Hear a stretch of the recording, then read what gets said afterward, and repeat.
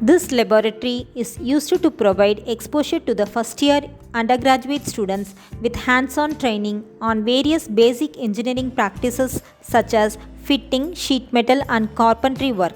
This lab consists of various saw machines, bench grinders and necessary tools for doing the exercises. In carpentry section, students learned about the cross, T and dovetail joint. In sheet metal section, students learn to make cone, cylinder and tray. In fitting section, V, square and curve fittings are done by the students.